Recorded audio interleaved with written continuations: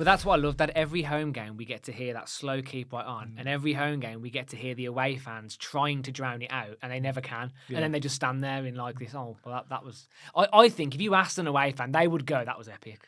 But they're never going to admit it.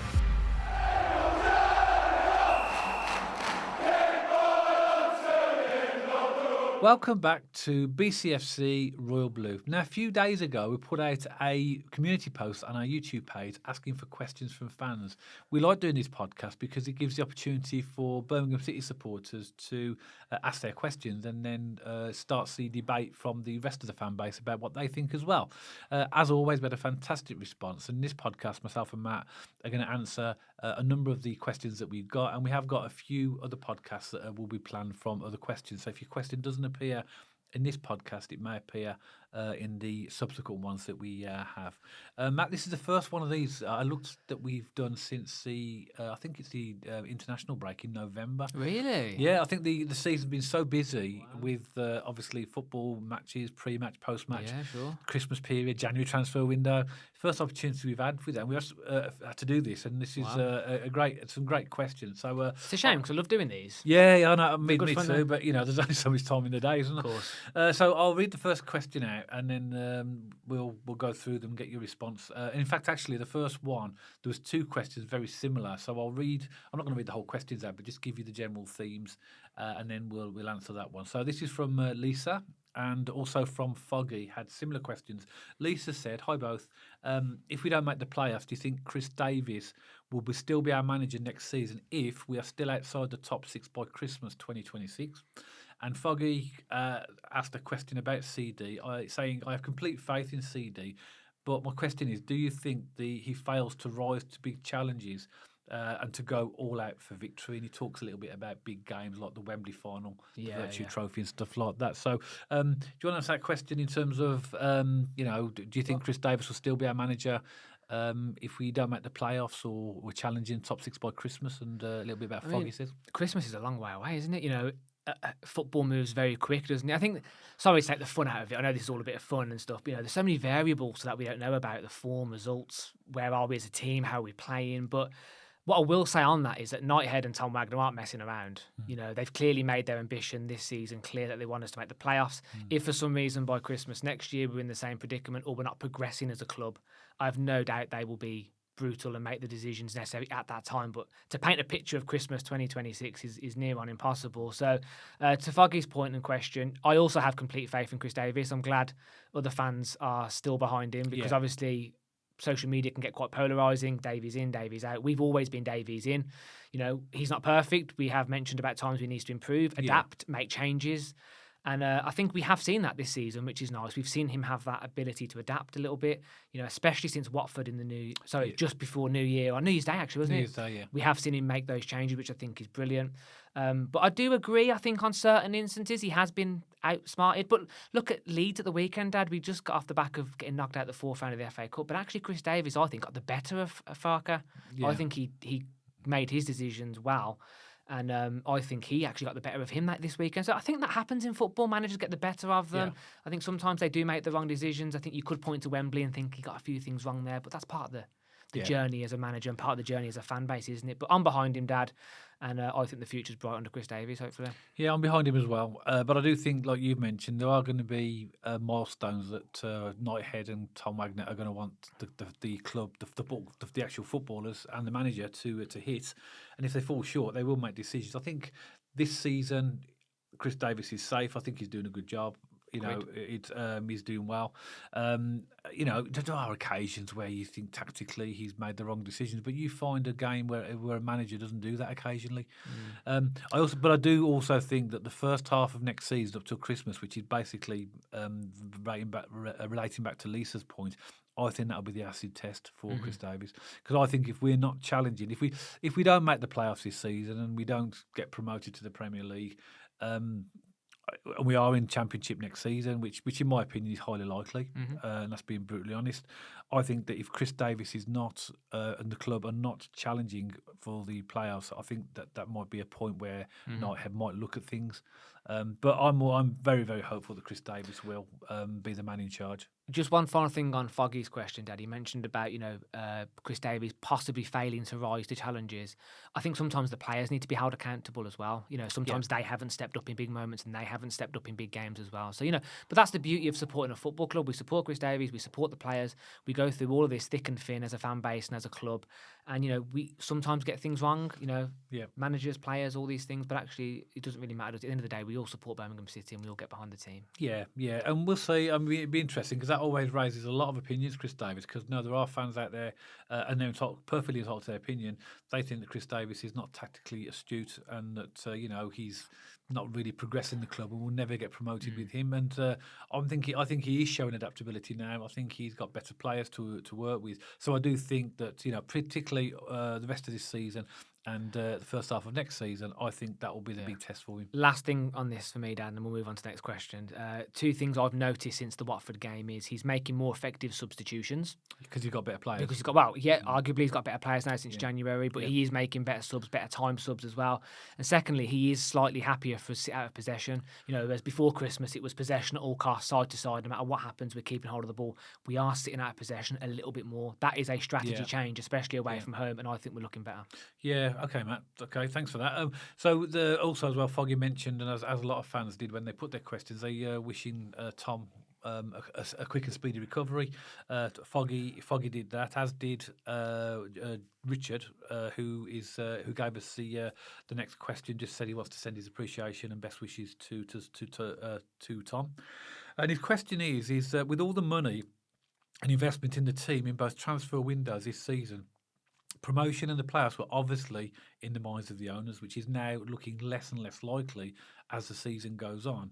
I'm reading this word for word, and that will be achieved, and this will be achieved. Where do you think it ultimately has gone wrong? The recruitment team, the manager, the players, or the EFL? So shall I answer this? You go this first, next one, Dad. Yeah, I read that question from Richard, and I must admit I don't think it has gone wrong.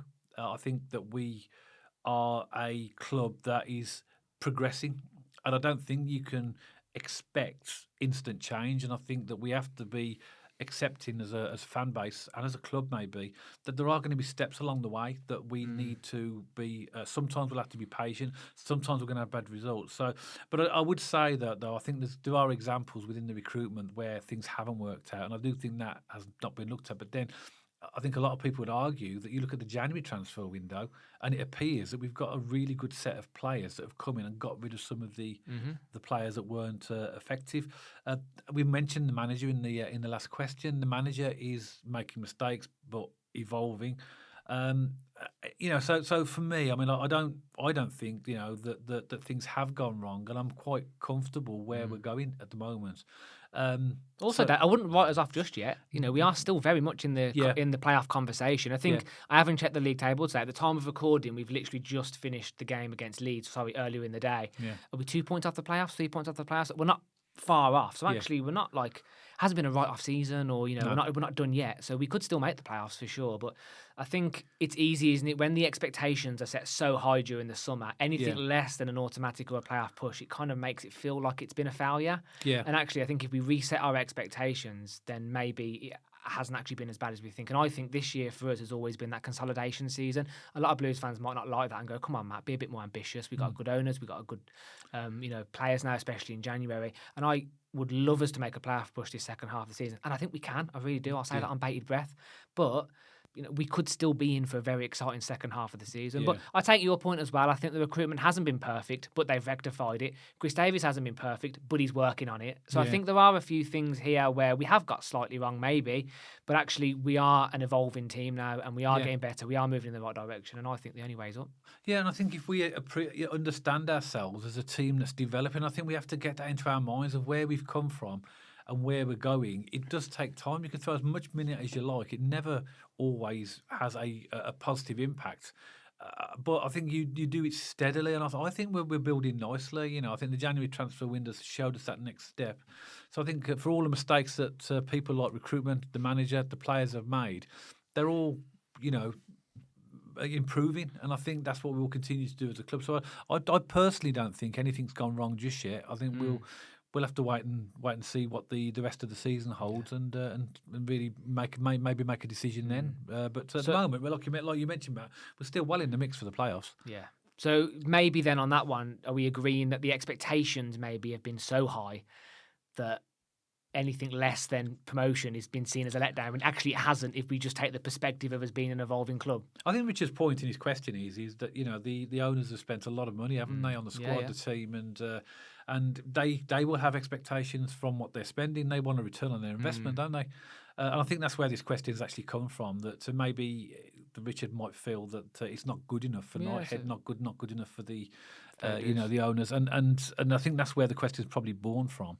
But because it depends upon what their level of patience is, I suppose, and whether they've got a 3-year plan or a 5-year plan for Chris Davies, and saying, well, we need to get giving him like milestones to get to. Well, the beautiful thing about football, Dad, is you could have 3 Blues fans in this studio right now. Fan 1 thinks we've had an exceptional season, it's been brilliant. We've just got promoted from League One, we're still doing brilliantly. The middle person's like, it's fine. It's not a great season, not a bad season. Then the other person, the world's about to fall apart because we haven't got automatic promotion. So depending on who you are, ask 3 people, ask 3 Blues fans. I guarantee they give you a completely different answer. Yeah.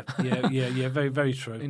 Oh, that's a good question. I enjoy that. Yeah. Next question, Matt, is from Sid's. It says what.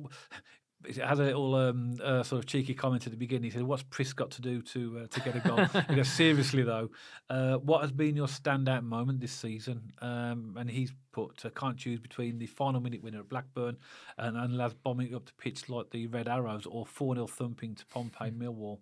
All the best, keep right on, and speedy recovery to Tom Wagner." Yeah, there's been some good memories in there this season. Blackburn, for me, is definitely top 3 this year. It was fantastic. But for me, this might throw people a bit of a curveball, I don't know. For me, my favourite memory or most standout moment is Coventry at home in the new year. Oh, yeah. Because of the back of it coming off Watford away, because of, I think, now where we are, second week in February, it's kind of got the wheels turning again. Our momentum, if you look at it, started at Coventry at home. Yeah. It's no secret. Everyone knows I live in Coventry as well. It allowed me to have the bragging rights in the city for a week, which was always good fun. And also, we won that 3-2. They were the league champions. They were league leaders at the time. And an all-round good afternoon, Dad. Good goals, good performance. And as I said, for me, because I get the bragging rights in Coventry, I think that one slightly edges it for me. Yeah, that's a good one, actually, as well. For me, it's Watford away. Without a doubt. We had the whole fan zone to ourselves. Do you remember? I know, that's weird. We went to Watford away, and there's a fan zone just to the left of where our turnstiles was. And literally, we're the only ones in the fan zone drinking beer like Billy Nome, wasn't it? No, but for me, I have gone for the Blackburn game. It was brilliant. Yeah. To win a game like that. I'll tell you what runs it close, and which just happened, is the Leeds game. I thought the atmosphere was fantastic there. We were that close. We were like millimetres away from getting a last-minute goal when we hit the post. It was Osman hit the post, didn't he? And that was great. So for me, good moments happen, for various reasons. But you can't beat a last-minute winner. Yeah. And I've gone for the Blackburn away victory. But I did like the Coventry game as well. Yeah, exactly. Be interested to see what Blues fans think about that. Add comment below about what your best moment of the season is so far. Yeah.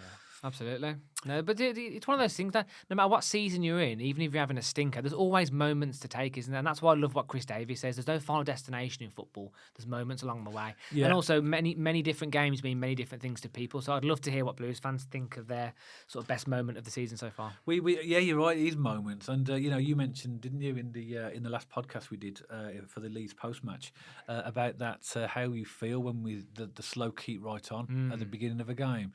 It's just awesome to be part of, isn't it? To hear it, it's a moment. But it's a moment every home game. Yeah. So it's great to have those memories as well. That's why we go.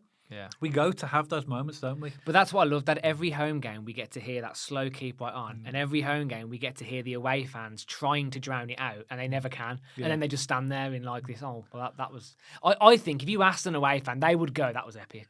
But they're never going to admit it. I love it as well. I love moments as well. The Blues fans are hilarious. We had some at the Leeds game. There's some absolutely ridiculous chants about Calvert-Lewin. I'm not going to repeat them, but if you were there, you know what they are, and they were hilarious. And I can't really say on this podcast because we don't allow, those type of use your imagination. Use your imagination. If you were there, you know what I mean. But they made me chuckle, and their moments as well. Sometimes the Blues fans are just and John Solis's new song. I love it. Yeah, It's so funny. Yeah, but so that's a great question about moments. Let us know yours in the comments below. Next, we've only got a couple of questions, Matt, to finish this Sure. one. But next question is an interesting one. Firstly, this is from Steve G. Thanks, Steve, for your question. Firstly, get well soon, Tom. And the question is. We see a lot of shirt pulling, cynical professional fouls where there's clearly no attempt to play the ball. Now, in most cases, the officials will yellow card the offender. While I agree with the yellow card, my question is this punishment enough? You go for it, Dad. Okay, I'll answer this question as well. And I think it's an interesting question because we seem to see it more and more now, don't we? Where players are like virtually pulled to the ground. We even saw it at home against West Brom. Dad Dimmy kind of goes through on goal, and their player clearly pulls him back, and he doesn't even look back at the ref because he knows he's going to get booked. Yeah, but it is part of the game to some extent, isn't it? Those sort of but it shouldn't be because the referees are bound by the rules of the game, aren't they? And it does talk about this type of thing in the rule. Having been a referee myself in the past many years ago, but I think what's happened, it's almost become acceptable now because of the referees have made it acceptable, because the only people that can change this is the referees themselves. It's going to take some form of directive from above to say, you've got to start giving yellow cards and fouls for these types of incidents. The question, Dad, says that they agree with the yellow card, but is that punishment enough? No, but I don't think it is. I think that it depends, because it depends. Do you want a red card for putting the player back? No, I think they need to put it into context, because if players knew that they were going to get penalised, free kicks, penalties, yellow cards, possibly even sending offs, they're less likely to do it if they know the refs are going to act on it, but they know they get away with it. So this is my point, is that the referees have to set this, but they don't now. So it's almost become a part of the game where you've virtually got to be lifted up and thrown to get anything, haven't you? And and that's just what it is. So I think you're coming down. Correct me if I'm wrong, but you are kind of alluding to here is consistency in the reffing as well, isn't it? So when they make a decision, make it consistent across all games and all teams, because this was going to be my answer to the question, Dad. I don't mind it because I think it's part of the game. And we've seen what VAR's done with football recently, that toe over the line. I think if you start changing the DNA of English football, the pullback is part of it. All right, I don't like it. Interesting on that, Matt. You talk about changing the DNA of football, because Steve goes on to say, do you think sending a player to a sin bin for a period of time, I think that would be a massive. That would be a change to the DNA of football for me. Agreed. And I think that would be absolute carnage. I agree. Imagine. We're not Canadians playing ice hockey here. I agree. I think sin bin. I may be old school, or maybe I'm completely on my own on this one. I think this is part of the game. It's not going to change. Yeah. And we've seen it, Dad. We've been at away games and the Blues players, and we've gone, good one. We've been there, we've done it. It's part of the game. What I don't like is the consistency from the referee, and they don't enforce it evenly. We see some players getting a red, we see some players completely getting away with it, we see some players getting a yellow, and that's not right or fair. For me, Dad, it is part of the game. It's not going to go anywhere. I think if you start changing things too much, we lose that kind of English football heritage to some extent. I know I'm not saying silly and a bit over the top, but I agree. What annoys me more, Dad, is players going down with fake head injuries. And goalkeepers. Mind you, we're guilty of that in terms of our goalkeeper going Beagle. I mean, they've got actually 75 minutes. I don't like it when other teams do it. but this way it comes down to, because we're talking about this, but we know, for example, Clara's pushing players left, right, and centre. So if this changes how it's suggested and how I've suggested, Clara's going to be getting yellow cards and red cards left, right, and centre. So I don't get me wrong. It's not easy to manage as a referee. It's not easy but I think now the referees would have had meetings and directives to say, well, this is what you can accept. But then it's almost like remember, the game is football, not rugby. Yeah. And but when you see players actually, sometimes there's a corner coming or a free kick, and literally they're holding. They've literally got their arms around them and they're holding them down. And I think that's where I think the difficulty is how do you manage that? Because sometimes if they're hauling players down, clearly they've got to be stopping them a goal scoring opportunity, but the referees don't always pick on it. But it does come down to consistency again. Yeah, agreed. Again, by the way, as well, I would say that I think the level of refereeing in the Championship is slightly better than League One. Premier League is clearly the standout division where you do get a decent level of refereeing. But of course they have VAR now, which helps them make decisions, which isn't perfect either. There's always mistakes made on that. But I think it is better than League One. But you're right, much more improvements been made. And for me, Dad, the key word's consistency. Yeah, it's hard to actually it sort of is. work out what you do there, isn't it, really? It is, because you don't want to change the DNA of English football, but you also want fair decisions on a weekly basis. You know, it's a difficult one. Yeah, and we do say as well, Matt, that we want our players to be physical. We can't have it both ways, can we? But then I think there is a difference between physical and strong and actually pulling players Dirty. down. Yeah. Okay, final question. This is a good question. This is from Spin. Thank you for the question, Spin. Is Marvin Ducksch William Williamson 2.0? And you can answer this first. Yeah, this really made me chuckle out when I read this question. In short, no. I think he's far better technically. I think he's got a much better first touch, much better link-up play. I think Ducksch is a far superior player from a technical point of view. The reason why it made me laugh is because physically they're identical. Yeah. They don't jump. Their boots are glued to the grass. They're very weak. Yeah. And for tall physical blokes, you'd think they had a bit more about them.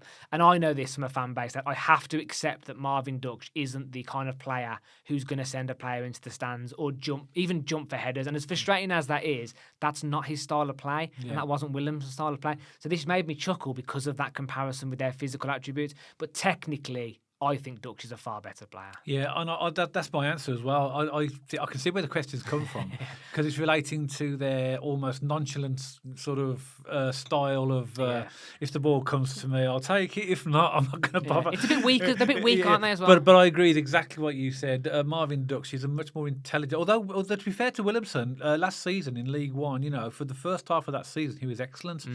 But I think Ducksch is a similar type of player. But I think Ducksch is better. He gets in better positions. He gets more assists and he actually scores more goals. I feel like he wants the ball a bit more. Yeah, I do as well. Yeah, and it is frustrating sometimes. When I saw it against Leeds as well, where we basically wouldn't even jump for the ball.